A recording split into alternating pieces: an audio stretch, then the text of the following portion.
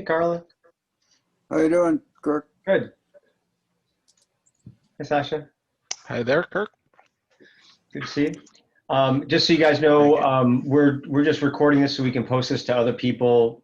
I didn't get a chance to send out a note to the overall Winchester NAC like I was planning on, just because work got in the way of that. So we'll make this available. We'll send out a note with a link to this so that people will know to participate in the upcoming one at the end of the month, as well as they can go back and review any details here beforehand.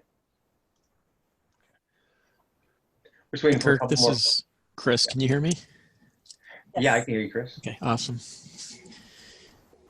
So we've got a few more people that we need to have join. So if you guys can just hang on for just a bit, we'd appreciate it.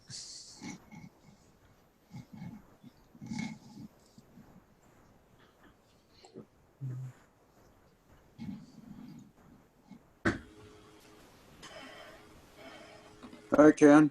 Hey, Colin. It went to Yahoo. Don't ask me why. Okay. Kirk, how are you? Peace. I like, so here's, that's pretty cool artwork. Hi, Ann, how are you? I'm Ken. Hi, Ken. How you doing? Doing well, thanks. Good. It looks like you're actually in an office. I am. Been here since the end of May. So is Jean. Uh-huh. But Lonnie, are you, it looks like you're at home.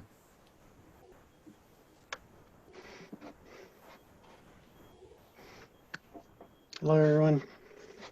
Hey, Hi, Jean. Jean. And Deanna's joining now.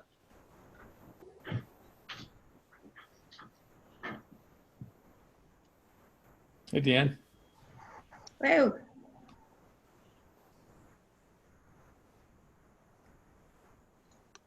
So I think that's everybody from VTA that we're going to have join. Kirk, are there other folks that we're waiting from your side? I don't know if there are other folks here. I was mentioning earlier that I did not have a chance to send out a note to our list. So we're going to be recording this just so that we can have this available for them later. We'll post this. We'll just make it available on YouTube to allow someone to take a look later. Yeah. There's somebody that's about to join. I don't know if they're actually a person here because it's got a weird thing, so we might have to bump them. So just be aware we might be getting Zoom bombed a little bit. Okay, just hang in there. Okay. So Deanna, do you want to kick things off? You're on mute. I'm not Yeah, usually we have a good couple more at making people that coming mistake. joining right now Oh, too. yeah. Oh, we can wait. We can wait a couple more minutes then. That's fine. Sure. A couple. Yeah, looks like we're getting people come in. Oh, here comes Gary. Good. I don't know if Marius is able to make it today. I didn't see that. Oop. All right, so not everybody's on video. I'll just list off the people that are not, just so that they can introduce themselves. But maybe we should just kind of just go around while we're doing that for intros. I mean, how about I'll just go down and just call off names, just kind of wave, just so we can just see that way save a little bit of time. So we got Ann Conlon. How do you pronounce that? Calnan. Conlon. Carlin Black. How you doing, Carlin? Deanna Folio. Folio, yes. Folio, okay. Gary Cunningham. He is on audio, not video. Say hi, Gary. Yes. Great. Yes. Can you hear me? Yep. Just want to make sure we can hear you. Right. Then we got Jean Gonzalo. Yes, hi. Hi, Jean. Hello. Oh, And got Ken Pyle. Hello. Ken. Lily C. That's me. That's Chris. Oh, Chris. Oh, Lilly. sorry. My bad. And Tough then, having two first names. and then we have Casey Emoto. Yep, we're Did I here. pronounce that right? Okay, thank you. See you guys.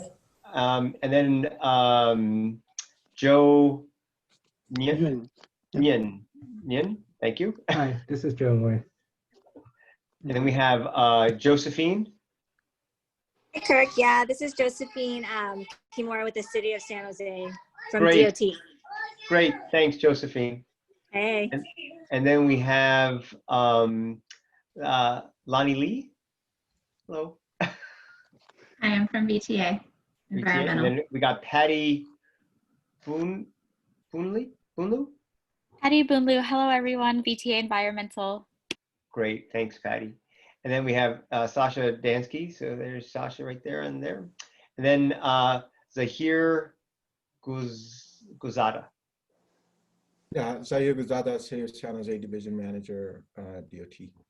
Great. And did I miss anybody? A couple people dropped off, so I'm guessing that might have been a Zoom bomb. They didn't feel like bombing us, so they just left. Anybody else I missed? Because the names kind of bounced around when I was reading through that. I see a second Gary, but Yeah, I have on my phone. I'm using the video on the audio and my computer for the video. okay. There we go. And obviously, Kirk Vartan, I'm just doing introductions. So great. Deanna, do you want to kick us off again like last time? You're on mute, though.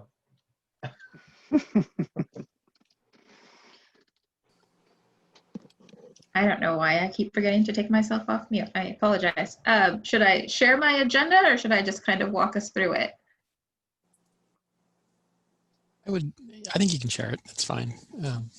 Deanna. Oh, nope, I can't. Okay, then just walk us through. I can just walk us through it. So, well, we started with introduction, so we've covered that. The second bullet point was to talk about the project history and previous community engagement. Yeah, go ahead and share again. I had it was disabled by mistake. Go ahead and try again. Yeah. Okay.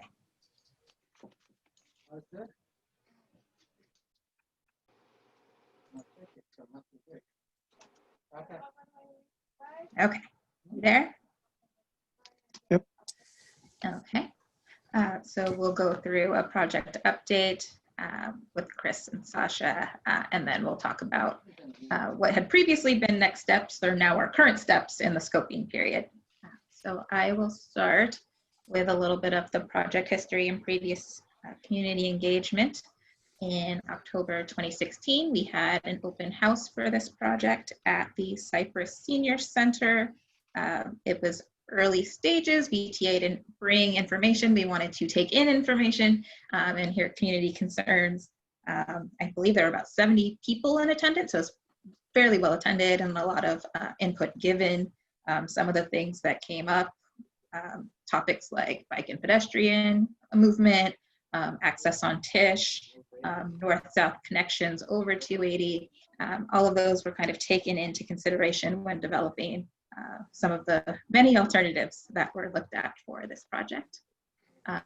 Following year, we had a small meeting at the VTA River Oaks offices with some community leaders, community stakeholders, where we looked at some of the alternatives we were working on.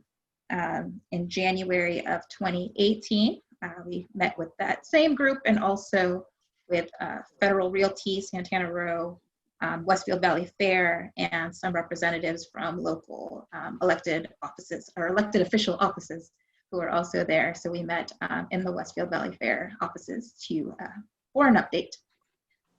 On September 3rd of this year, we had another community leader meeting, virtual meeting now in these COVID days, to discuss as we move closer to the scoping process. And that's what brings us here today, brings us to this current meeting. And John Risto just joined us too from San Jose. Great. Or yeah, VTA, sorry. Nope, San Jose, you were right the first time. San Jose, okay, right. Yes. Okay. I can turn it over to, I'm not sure who I'm turning it over to, Chris or Sasha, to provide the project update. I'll just briefly kind of talk about you know, the kind of the long delay between the January 2018 meeting and kind of the meeting that we had on September 3rd, and then this meeting. And I think it was a good portion of that was really sorting through the various alternatives that were being looked at, and then refining what we've kind of arrived at for, as the build alternative that we're now scoping the environmental review process for. So I think it has been a while, but we just wanted to make sure that we have really got an alternative that is something that is worthy of putting forth to the public for review. So I think that's pretty much all I'm going to say. And then I think Sasha can kind of go through the alternatives that were looked at, and then go through the alternative as it's proposed. So Sasha, that's really all I got. Yeah, and I guess, you know, since we were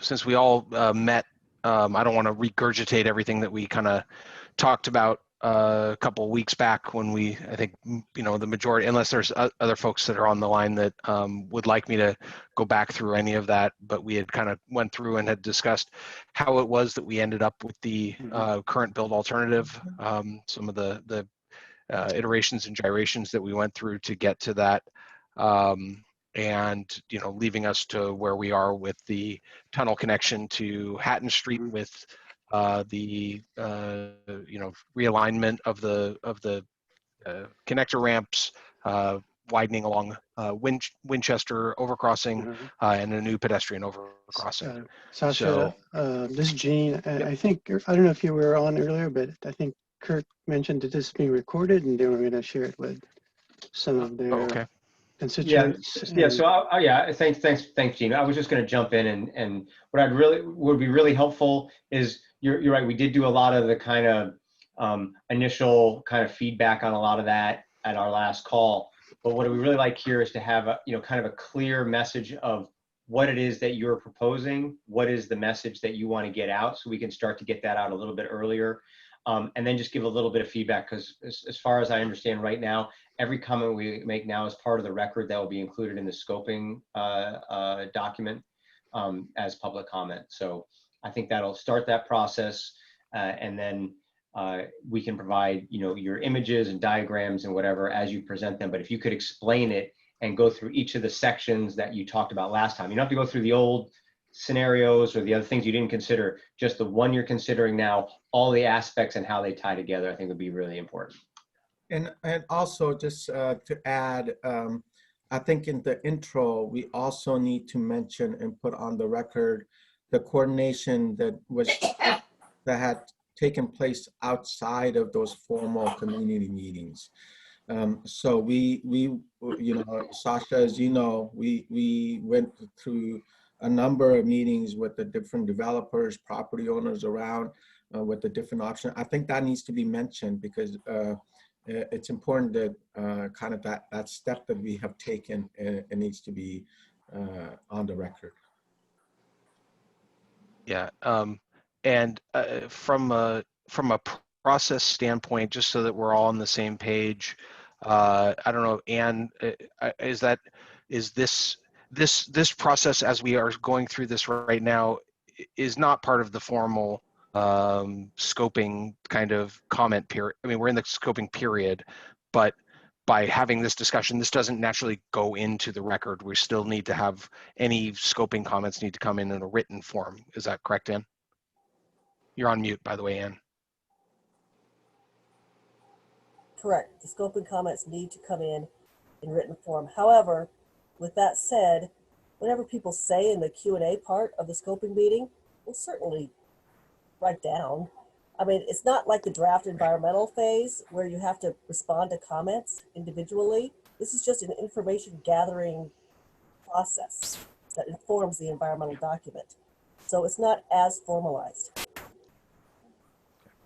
Go ahead, Ken, jump on in. Well, just a real quick question. So the comments we made during our last meeting, we should probably summarize those in a written document. That would probably be the best way to get them to you. Yes, that would be great. Yeah, the purpose of scoping is to inform the environmental analysis. And unfortunately, it also is It gives the public the opportunity to comment on any proposed alternatives, of which this is my one area of concern. We really don't have alternatives, plural. We have one that we're showing them. That's my only real concern. Yeah, so just to be clear, usually there's there's always a second alternative, and that's no project. Oh yeah, that one. Yeah, right. So that is always one of them. Right. But there's usually two alternatives, like a less version or a different configuration or something like that. So to your point, I guess you're saying that this is the only, your choice is one. This is it. If you don't like this, then give your feedback. It does raise the question, though.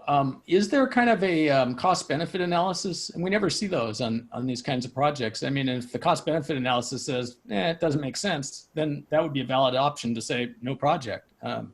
Is there something like that?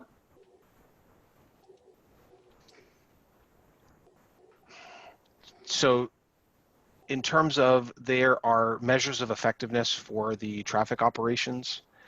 And, you know, one of the things that's important to understand about this project is that one of the underlying reasons for the project actually is to relieve congestion at Stevens Creek, which is outside of the project area, and to preserve the longevity of the improvements that were just completed at Stevens Creek 880. But my question is much more fundamental than that. You should be able to say, okay, we would get so much cost savings by doing this, or, you know, in congestion and so forth, and that's equal to a certain dollar amount, and it's going to cost us this. Therefore, this is a net positive, or therefore this is a net negative. And I'm just wondering if that is a calculation that's done. Well, keep in mind, this is a scoping meeting. If the subject matter of this meeting right now is the scoping meeting and how we're preparing for it, that's way beyond the public's concept of what they're participating in. We're presenting them with an alternative, a build alternative. There is a no build alternative, which nobody ever really pays much attention to, because it's really a no starter when you want to talk about it. I suppose you could mention that you have studied other alternatives, and for various reasons they were eliminated from consideration. But I'm sorry, you're still not answering my question. And maybe it's not. Can I jump in here really quick? Does anyone ever do this, though, is my question, maybe before it gets to this level? Can I jump in real quick? Go ahead, Sayer. Real quick. So this is we're having 3 meetings. This is one of those 3 meetings. The first meeting is I assumed was the preparation for that second meeting. The second meeting, in my mind, is we all come with our spoken script with whatever part we have. Then at that meeting, we do a dry run. The third one is actually the formal scoping meeting. I think we need to really focus this discussion on what this meeting needs to be. We cannot discuss what the fundamental EIR is or what the alternative. We are already here, okay? Whether we have 5 alternatives or whether we have 1 alternative, we are here.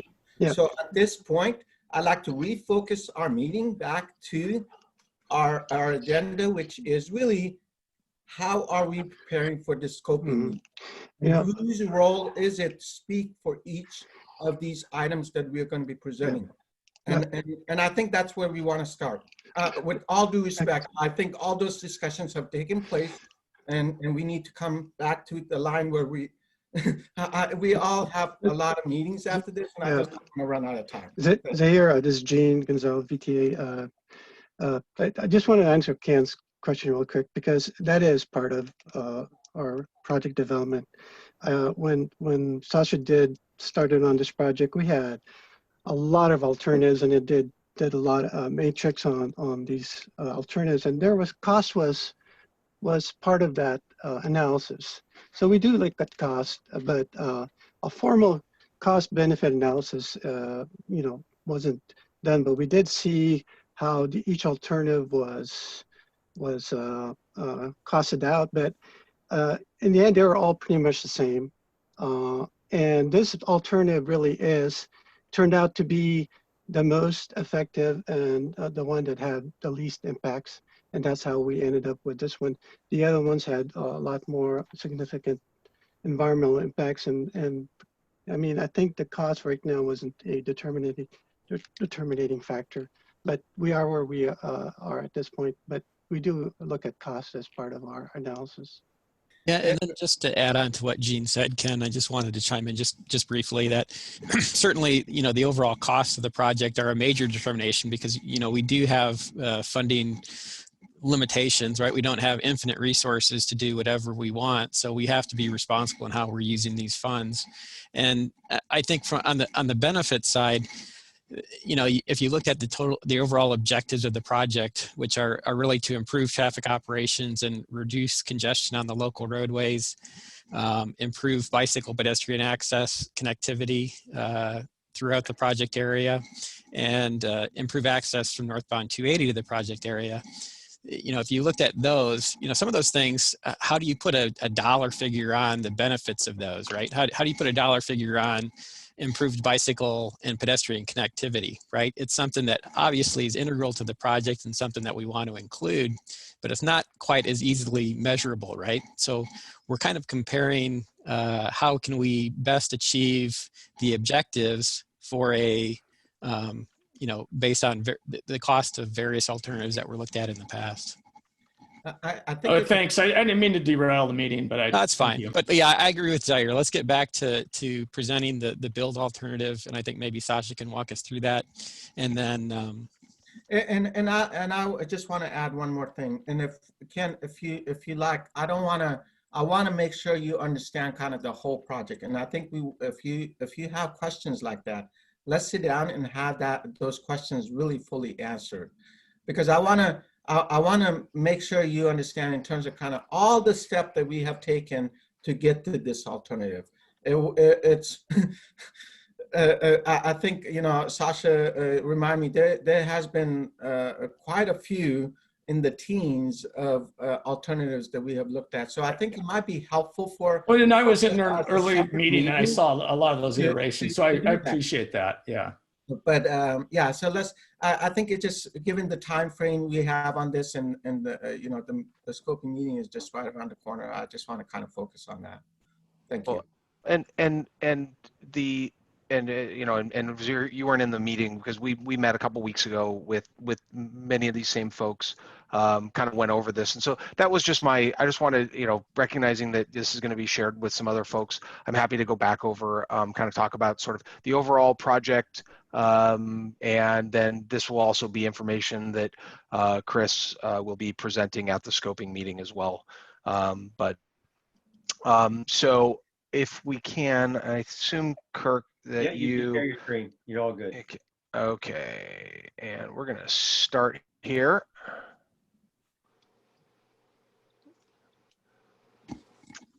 All right.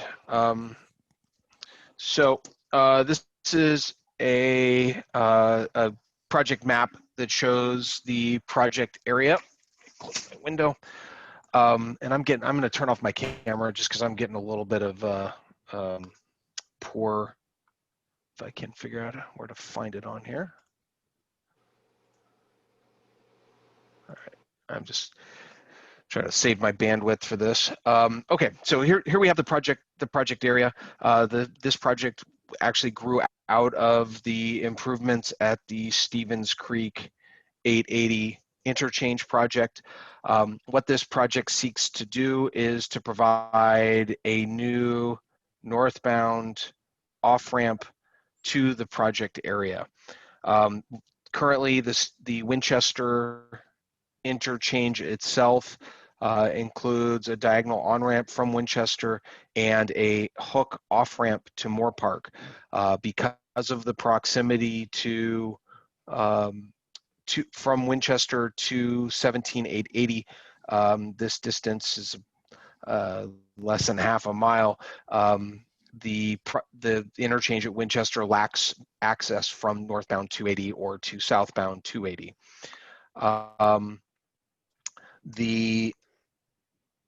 One of the things that's important to note here is to kind of understand some of the constraints that we're working with. This project derives or shows many of those issues.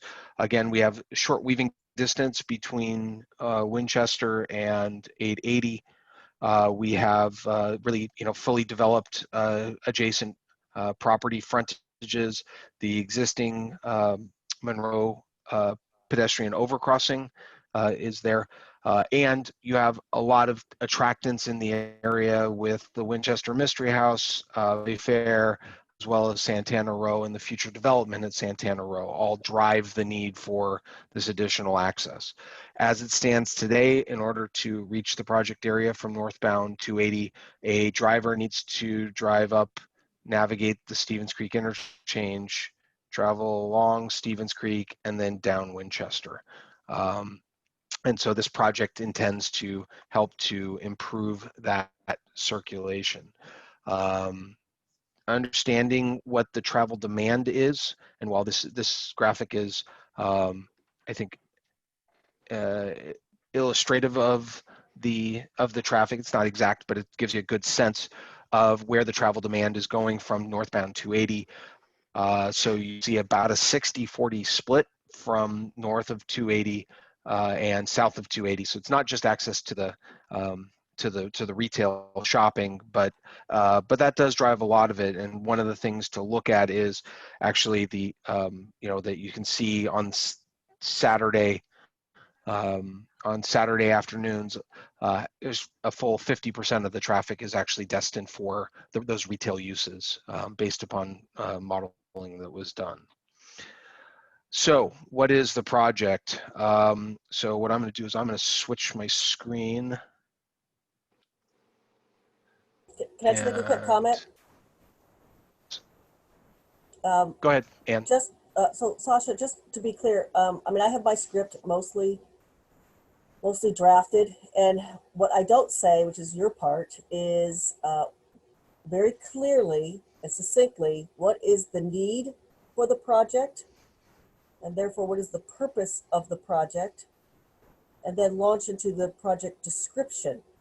So just because I know you don't have your script, at least I don't think you have your script written out yet, but that's something we just need to be very clear with without, and there's some jargon in there, so we want to avoid jargon, but you know what I'm saying? Yeah.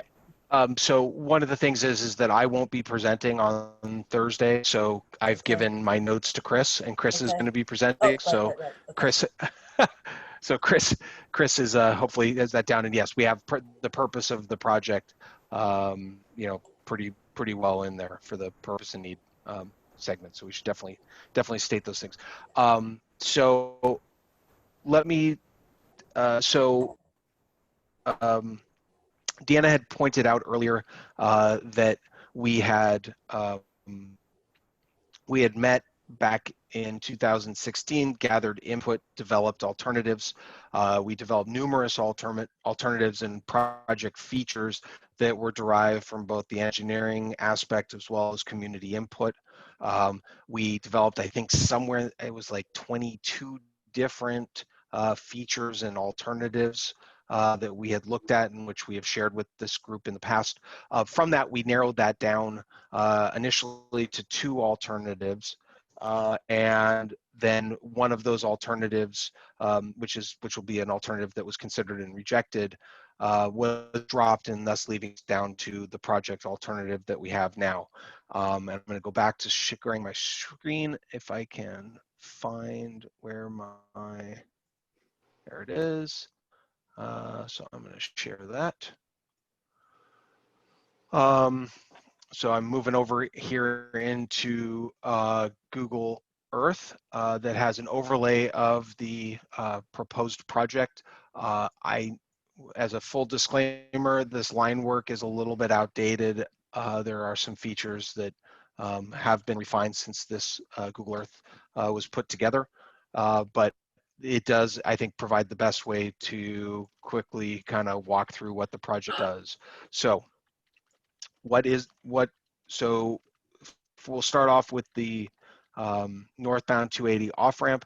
So from northbound 280, cars traveling northbound will exit onto an off-ramp where you can see my hand here. That off-ramp is the off-ramp currently to Stevens Creek. So there will be a diverge off of that off-ramp. The ramp will then split. It will tuck underneath the 880 separation structure. It will be barrier separated from 280, but running parallel to that.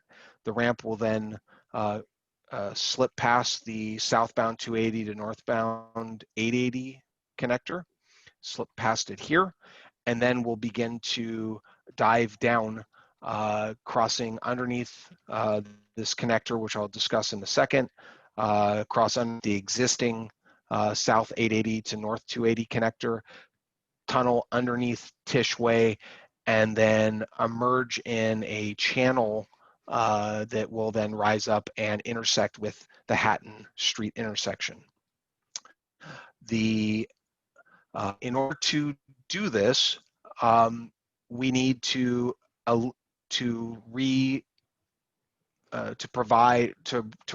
replace the northbound 17 to northbound 280 loop ramp. That ramp is in the way of us building this off ramp. So in order to replace that ramp, we will be constructing a new northbound 17 to northbound 280 ramp. That ramp will, instead of traveling along 17 up into the interchange and taking the loop, you will now exit 17 back here where the existing northbound 17 to southbound 280 ramp is. All that traffic will come along these ramp, and then you'll split to either northbound or southbound 280. In order to construct the tunnel, we will be in conflict with the existing Monroe pedestrian overcrossing and tunnel. That is, you can see that feature right here, and the tunnel goes from right here underneath these ramps to where the existing overcrossing goes, and then it loops down to the park. Our improvements are in conflict with that, and the Monroe overcrossing. It doesn't have very good sight lines. It's not a very safe and appealing place to bike or walk. Therefore, we're going to replace that with a more standard pedestrian overcrossing that would connect from the existing connection at Moore Park, Monroe, up and over 280, and then it'll come down and tie into the intersection of Monroe and Tisch. Other features in order to construct this off-ramp, the off-ramp will be constructed north of Tisch Way. Tisch Way will actually be squeezed down a little bit, but along Tisch Way we will be providing for bicycle access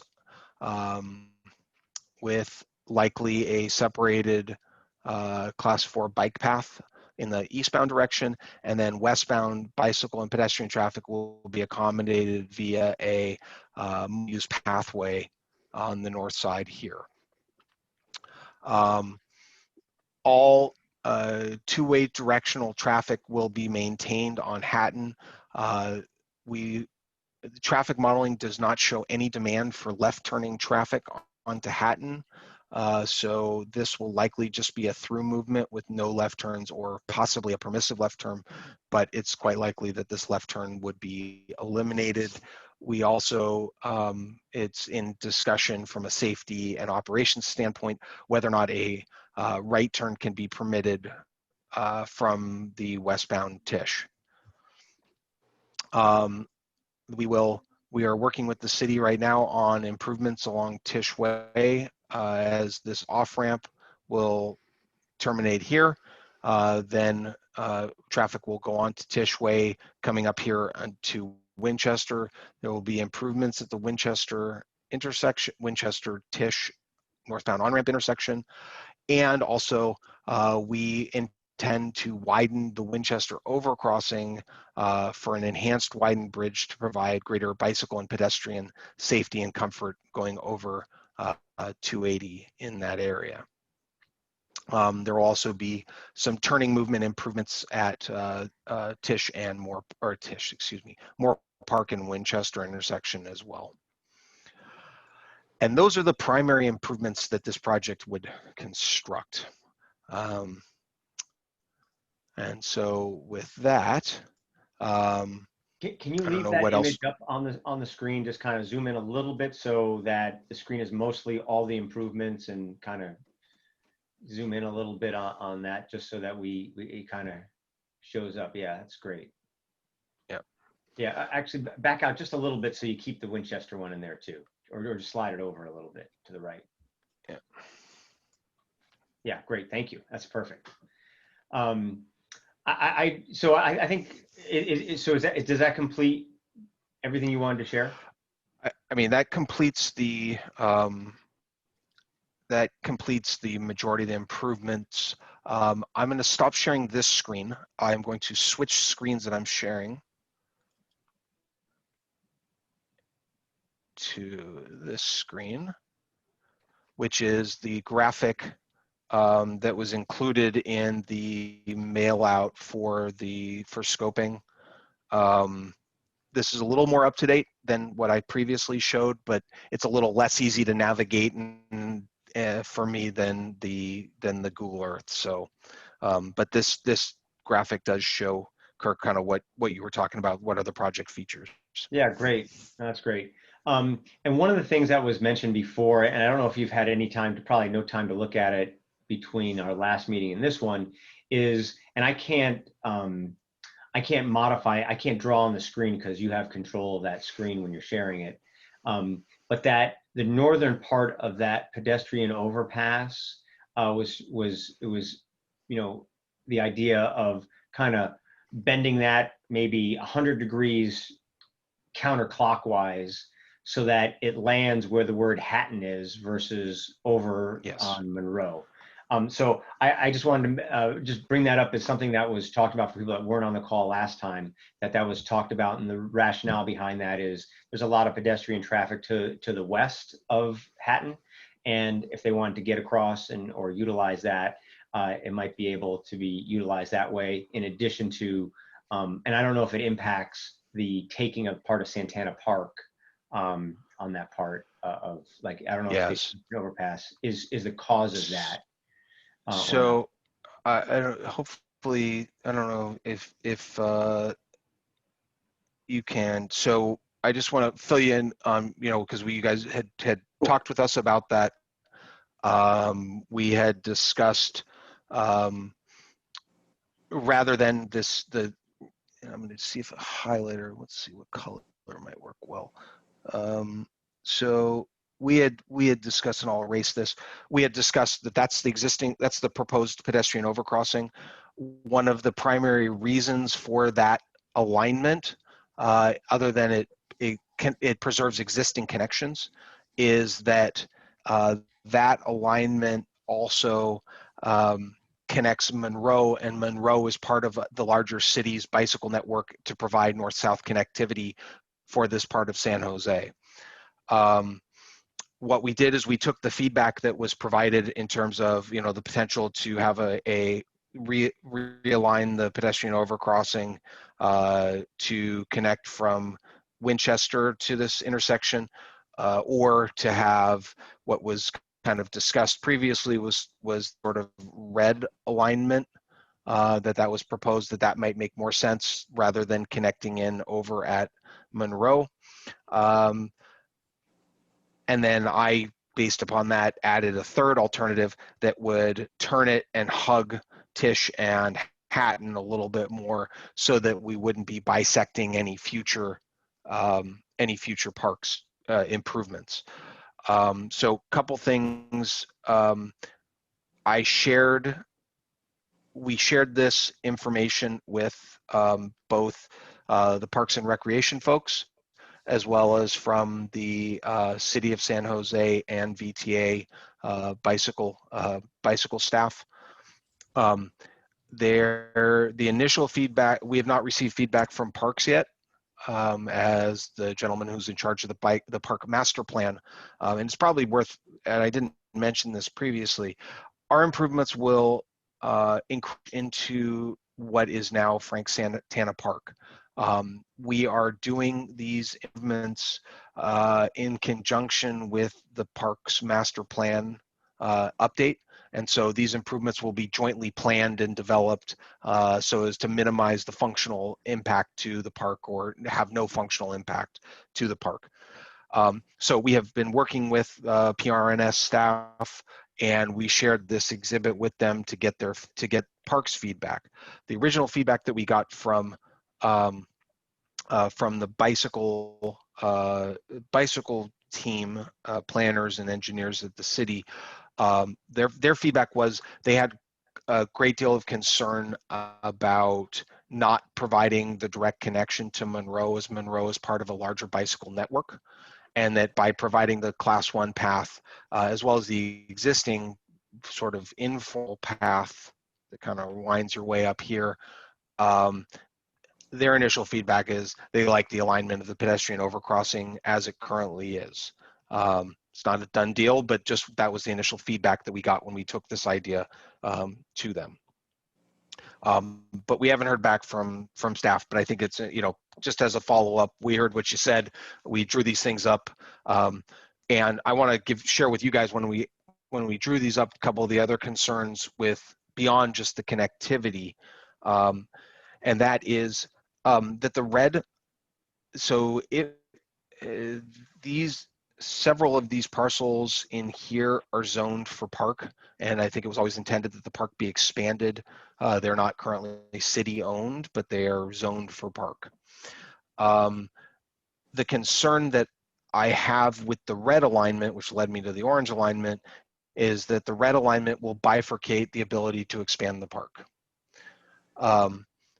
which then led me to the orange alignment. The orange alignment, the challenge with that would be that it will restrict any access along Tisch to any one of those parcels, or the park, just because it'll be in the way of, the pedestrian overcrossing is not, it's not flat on the ground. It's ramping down as you go.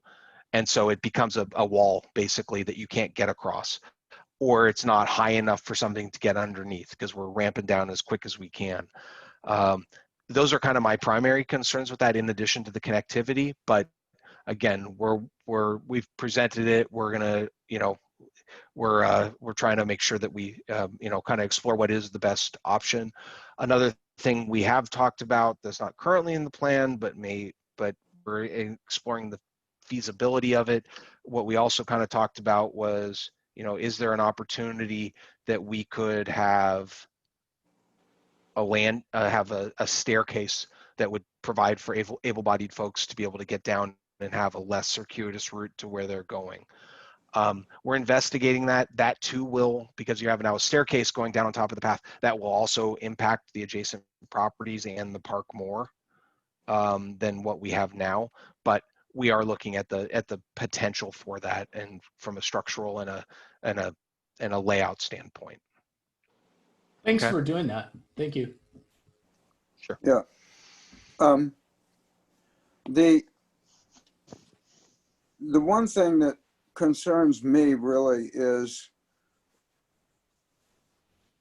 how many bikes actually go on that Monroe overcrossing, which seems to me to be what you're trying to repair here and fix that. Whereas you do have an opportunity to present a very nice overcrossing for pedestrians and bikes that get people where they want to go, which is Hatton Street. Hatton Street and Olson, Hatton Street and Santana Row. You have one of the reasons that I proposed that, and thank you for including that, is that my feeling is, based on everything that I know about that area and how I would use it on my bike and walking, is that would remove an incredible amount of bicycle and pedestrian traffic from Winchester and Stevens Creek. And, is is the bike path on Monroe that heavily used that it obviates the need for a real nice passageway from Winchester to Hatton? That's my question. That's, you know, it's I'm not saying that that's the answer, but I think that should be looked at. Right. So we hear you, and I think you know, we are looking at these things. As Sasha mentioned, a couple concerns, if you're referring to the blue alignment, is that the city has invested significant resources in improving the facilities along Monroe Street for bicycles, as Sasha said. So that was one thing that we had heard from the city. The other thing that we had heard is, as far as the removing the bicycle traffic from Winchester, was that in reality, you're kind of providing a duplicate facility to the access that's provided by Tishway, because obviously the overcrossing is to span the 280 freeway. And I think the thought was that you're really only removing one block of travel along Winchester, when those same bicycles could use Tishway. So that was a concern that we had heard from the city. So yeah, and also if your destination is Santana Row, you know, there are, it's not wonderful, but there are improvements that are being done along Winchester. Right, there are improved bike access. We'll be widening the bridge, and so Winchester is viewed as a primary bike route itself. So what, and Carlin, I don't know the traffic counts, you know, and what all the thinking that went into the designation of Monroe, as in Monroe's a bike ped corridor sort of in the broader region. And so there was a feeling that losing the direct connectivity of Monroe really disrupts its primary function as a primary bike route in the area.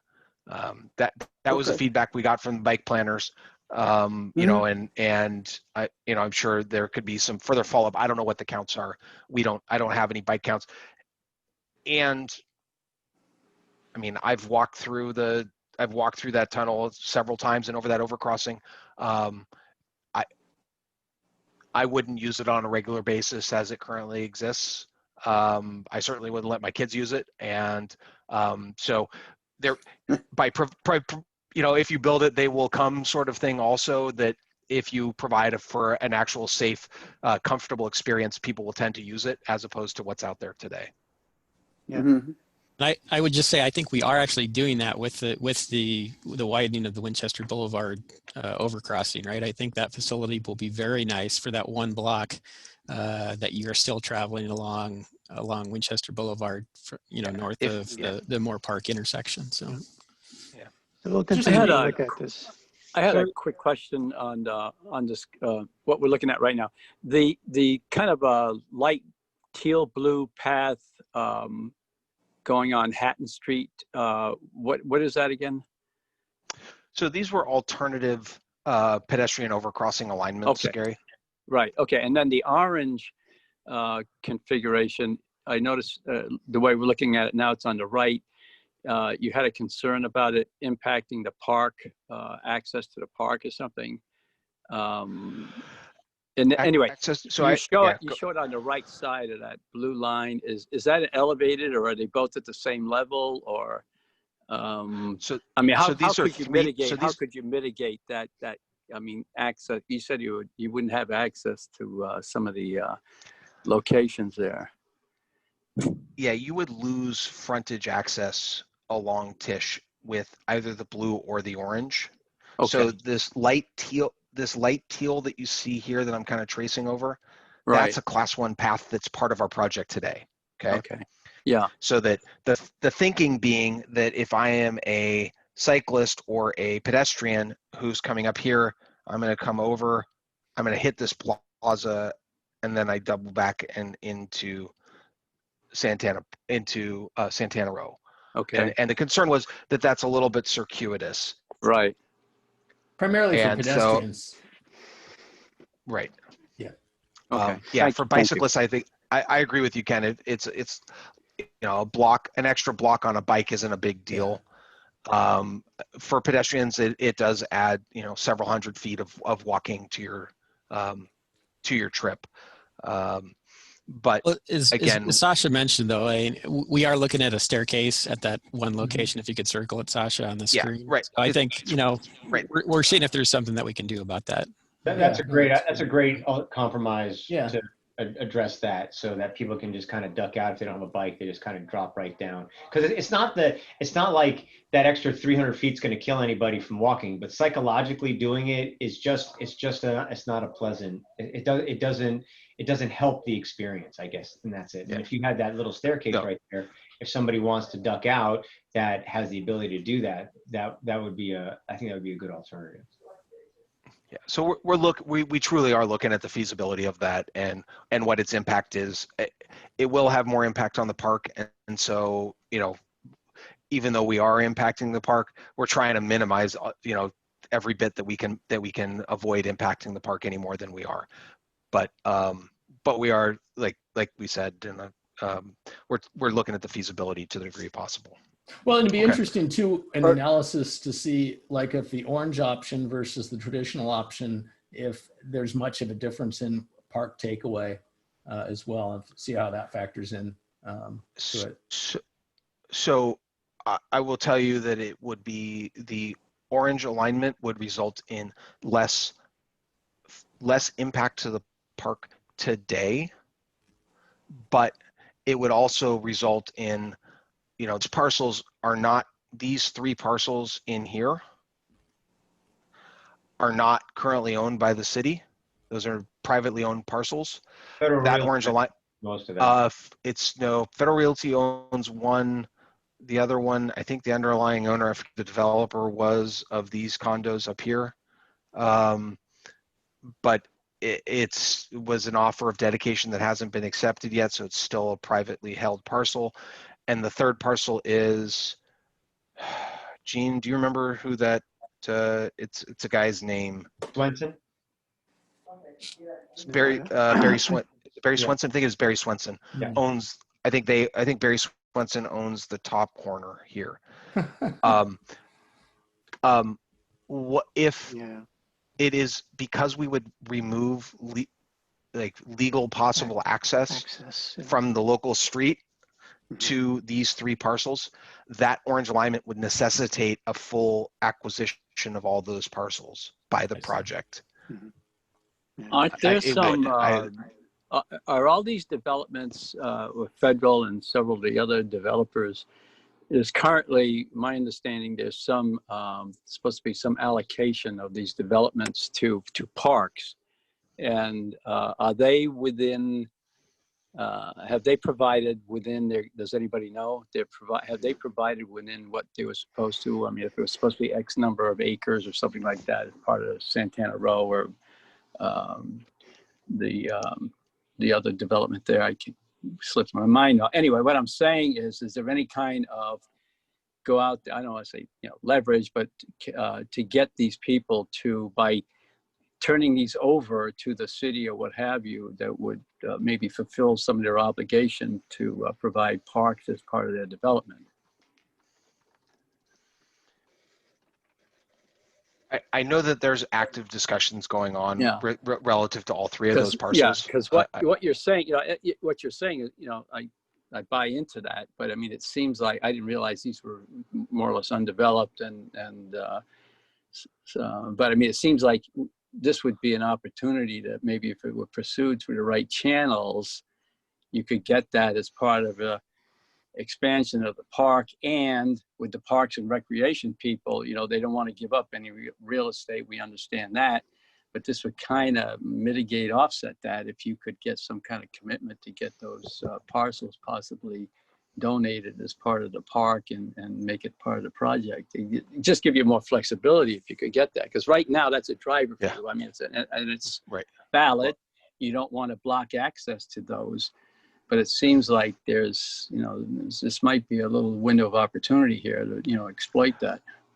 Well, what I can tell you is two things, Gary. Number one, I know for a fact that from our discussions that Federal Realty right now on that parcel, they're putting in a monument sign for now, but they've expressed to us that they fully intend to develop that with some sort of a building in the future. So that one is definitely like that. It's not zoned as park. They have flexibility about what they do there. But they fully intend, as part of their big master plan of development, to use that parcel for something down the road. Okay. The other parcel is a little bit different. No, go ahead. Go ahead. I'm sorry. I was just going to be. Yeah. Go ahead. Oh yeah. But what this orange alignment would do, that orange alignment would sort of take away any leverage, because it would be, those parcels would legally be non-conforming parcels because they wouldn't have any access. And so any leverage that you're kind of talking about, Gary, would totally go away with that orange alignment, because there would be nothing else you could do. So again, we're kind of looking at a compromise here with maybe the stairs as kind of, as we sort of hash through this, as a potentially if we can make that work as a good option. But anyways, that's kind of the story with the pedestrian overcrossing. What I was just gonna say, it might be interesting to talk to the landowners and see if there's anything creative that could be done, between the three of them, and the opportunity to have a passing as part of a building, and they could collectively, maybe they could create something for that, and if it's not going to be a park, but integrate something with what you guys are doing, maybe they could even chip in some money or something. Anyway, that's just brainstorm thinking, so I'll let you guys go on. Yeah. And we're coming to the end. I just want to be sensitive to time. We went way over last time. I want to keep us at an hour. So we got 5 minutes left. I'd like to just from an observation comment. There's been a lot of change in what's being developed and what's been proposed since, I think, these diagrams, and I'm guessing since some of the assumptions were made in the traffic analysis and some of the other things. I'd like to at least see an updated map. Like it says mobile home park. Well, that's been sold. That's going to be 800 units of apartments. It shows the domes there, but we already know that that's going to be 1.5 million or over 1 million office, or 800,000 square feet of office space. We got the Volar that's in that little spot up the way there. Federal's already talked about how they're going to develop Hatton with either apartments or another office structure. So it'd be nice to hear how those developments that we already know about now, which we didn't know about 5 years ago when the initial calculation, because I've seen like that merge where you see the 40%, 30%, and they go like kind of like they spiral out. At the beginning when you showed that where the traffic goes, half and half goes north-south or 60-40. Those are 4 or 5 year old diagrams, at least. It'd be nice to see current data supporting that. I think you mentioned that it seems to be the same, but I think it would be nice to actually get that data to the public so that we can see this is where the traffic counts, this is where the traffic is going, this is the data that is backing up that information, to give people some confidence that this information is current and not just legacy, and we're not just kind of moving along with a 5-year-old plan concept, and that everything's been, we're taking into account all current development and changes to the area, and that this is current stuff. It's not legacy stuff we're just kind of doing because we were told to do this 5 years ago. It's this is current stuff. Yep. That would be my So if I could just add, kind of address that real quick. The traffic volumes on that 60-40 split are generally, like I said, they're a little out of date. They're generally, but it's a nice graphic and it's easier for me to use to kind of describe the project. We did do a very detailed traffic operations analysis report for this project. It took several years to complete. It was based on traffic counts from I think 2017-18 timeframe, which is typical. You got to have a point in time to do these analyses. That traffic operations analysis, went through a very robust review and assessment with Caltrans in the city and VTA in going through that analysis. It is focused on the project. It's not, looking at everything in the area, but it's focused on what is the pros and cons of having this alternative. It is I don't know, Chris, I think we just sent you a copy of it. It's, thousands of pages of traffic analysis that goes into that thing. So that's what the environmental analysis is going to be based upon. So we take those existing year counts, we look at an opening year of 2025, we then project and do traffic modeling forecasts of those existing counts, and we project them forward based upon land use changes in the VTA model. And then you develop forecasted models for 2040, or I think it's 2040. In this case, I always can forget if it's 2040 or 2045. But we do that 20-year forecast and then use those as the basis for the analysis for what we're doing. And so that's what our environmental studies are based upon. That's what the air and the noise quality and all those types of environmental studies that we'll be doing are based upon those forecasted volumes that reflect the current state of the development and the future state of development that would be reflective of all the development that's taking place. And it would be full build out of Santana Row, as well as these other things as currently put into the general plan. Yeah, and just a couple things on that one, Kirk. I think potentially, because we are using the VTA travel demand model, that those land uses are already built into that model as far as the forecasting for the future volumes. So the numbers probably already consider that, but we will confirm that for you. And the other challenge that we've got in that area is, I think when we did the splits, we were using the Streetlight, which is kind of a big data service that uses cell phone data that's anonymized to basically identify destinations for vehicles, basically, right, based on that data source. And I would say that trying to get new data in the current environment is really not that productive, just because travel demand is way down. And so if we went out and got new numbers, it really wouldn't be reflective. And I think from a planning perspective, we're probably better off using that 2017, 2018 data than anything that you would get today. So. I hear you. Yeah, I mean, no one's driving as much right now. Right. Go ahead, Carlin. Are you planning on providing at least, say, the orange alternative and the stairway in the scoping meeting for public comment? Because I think that overcrossing is the big controversial issue on this whole thing. So the project as currently envisioned includes the overcrossing as you see it that's on my screen right now. We have not. That's what we've studied. That's what we've made sure that it's engineering, feasible. But in terms of scoping, or as we get later on down the road in terms of what we actually develop and publish as part of our draft environmental document, there certainly will be refinements and modifications between now and then. So what goes to the public in the scoping meeting is what you see on the screen right now. Mm-hmm.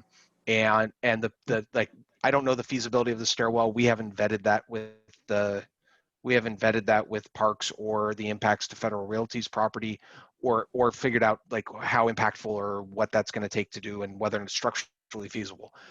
I think it's structurally feasible from my engineering judgment, but I don't know that we have not done enough analysis of it based upon the comments that we got 2 weeks ago to be able to carry that forward. So we're at time. We're at time. I want to be really respectful of people's time. I thank you. I think you've given us enough to share with others, and I appreciate you guys taking time to go through this in detail. I appreciate everybody attending, but I'm going to ask that we just close the meeting now because we're a couple minutes over. Thank you, Kirk. Okay. All right. Thank you so much, guys. Have a great weekend. Okay. Thanks. Thanks. Thank you. Thanks. Bye, everybody. All right. Thank you.